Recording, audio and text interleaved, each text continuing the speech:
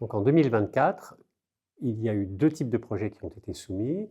Un projet PEI, le projet DocSimulator, porté par Kevin Huy et d'autres collègues. 3 autres projets dans le cadre de l'appel à projet Propeda. Un projet qui s'appelle Performecos, porté en particulier par Yves-Marie Pers et des collègues à lui, bien sûr. Un projet qui s'appelle Compeschi, porté par Constance Delabille. Et un dernier projet qui s'appelle Prépa PS, que Yves Blaise Debien porte, et je le porte un petit peu avec lui également. Ces projets avaient comme finalité de faciliter la réussite étudiante. À partir de là, à la faculté de médecine de Montpellier-Nîmes, il y a eu des évolutions pédagogiques assez significatives au cours des dernières années, en particulier dans le cadre de la réforme du deuxième cycle, avec introduction notamment d'une modalité d'évaluation des étudiants sous la forme d'Écosse. Et donc 2 de ces projets visent à faciliter l'apprentissage des étudiants à ce type d'évaluation. Donc ces 3 projets sont vraiment centrés sur cette volonté de faciliter la formation des étudiants en termes de préparation aux écoles. Le dernier projet, Compeschi, porté par Constance Delabille, lui est plus centré sur le fait que dans la réforme du premier cycle des études médicales, l'objectif était de diversifier l'origine des étudiants.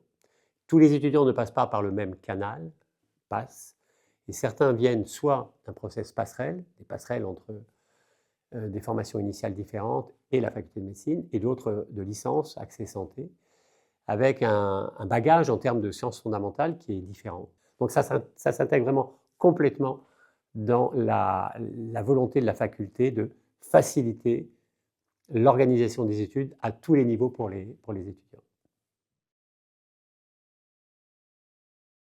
Tous sont intéressants. C'est vrai que le projet DocSimulator a fait l'objet d'une attention assez particulière puisqu'il s'agit d'utiliser l'IA générative pour mimer des patients simulés, patients qui vont intervenir dans la formation et l'évaluation des étudiants.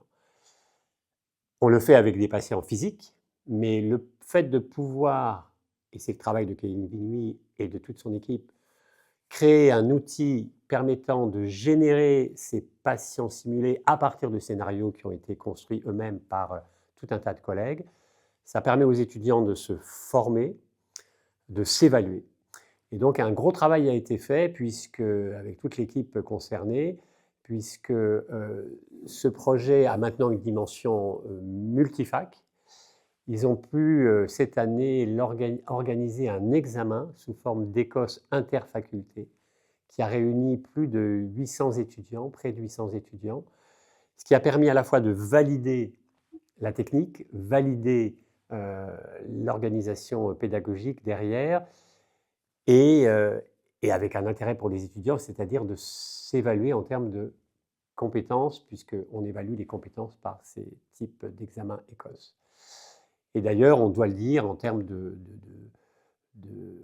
d'évaluation de ce processus de formation, il y a eu une publication assez récente dans New England AI, et je crois que c'est le premier papier français publié dans ce type de journal très récent, qui montre que ça présente un intérêt vraiment performant pour la formation des étudiants.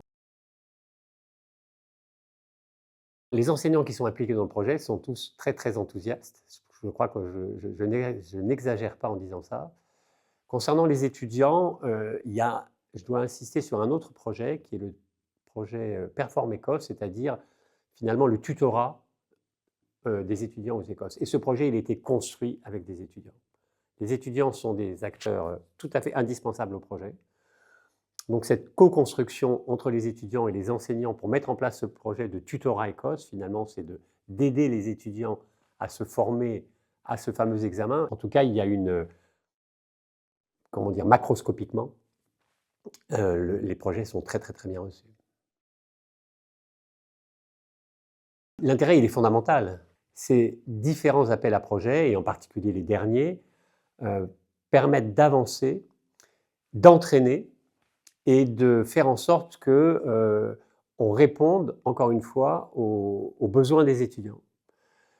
tout en intéressant, en informant, en formant les enseignants à ces problématiques pédagogiques, à ces questions pédagogiques qui évoluent fortement. Les étudiants, on sait qu'aujourd'hui, la simulation est essentielle.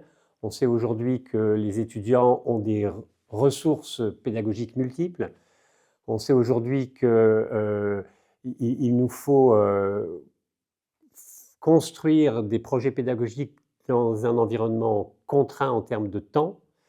Et donc tout ça, ça mobilise de l'énergie, ça mobilise du temps, ça mobilise des compétences. Mais au-delà du financement, l'objectif, c'est qu'ils s'inscrivent dans la durée et qu'ils puissent continuer.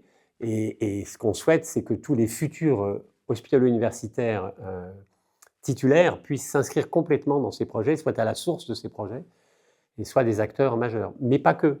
Voilà, donc c'est vraiment essentiel, très porteur, très stimulant. Et donc, il faut absolument que ça continue et que ça s'amplifie.